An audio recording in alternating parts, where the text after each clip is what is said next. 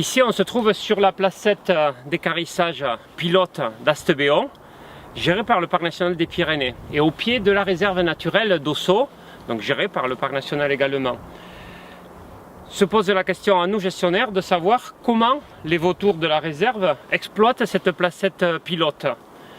Et aussi, quelle est la nature des échanges avec les autres colonies voisines des Pyrénées. Pour cela, il nous semblait évident que le plus simple était de la technologie moderne embarquée, la balise GPS.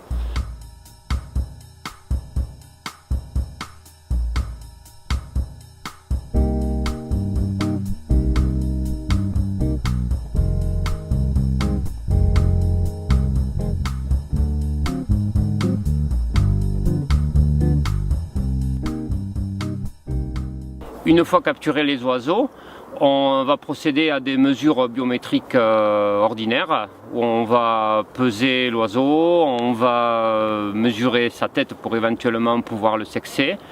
On va l'équiper d'une bague à la patte avec un code numérique et des lettres, et on va mettre son équivalent sur l'aile, un beau bandeau à l'air qui va nous permettre d'identifier l'oiseau à vie et de le suivre et de l'observer à distance immanquablement.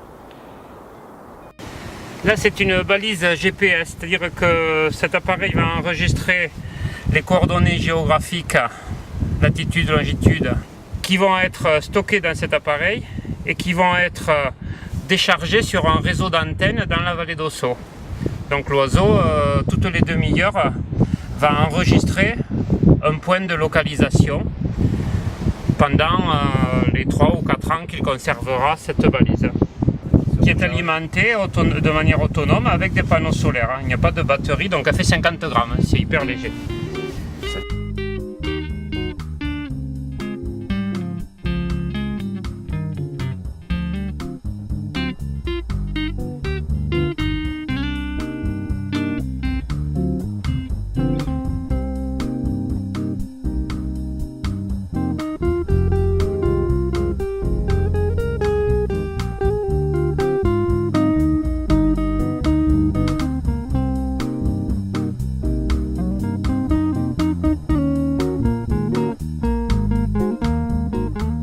Dans 3 ans, nous aurons une masse de données colossale et nous aurons la possibilité d'avoir une étude complète. Malgré tout, après ces 2 premiers mois de fonctionnement, on se rend compte, à notre grande surprise, que nos vautours équipés n'ont pas rendu une seule fois visite à nos voisins espagnols, à leurs collègues espagnols, mais que par contre, ils sont restés sur le versant nord et plutôt avec une tendance ouest sur le Pays Basque. Donc c'est une grande surprise pour nous déjà.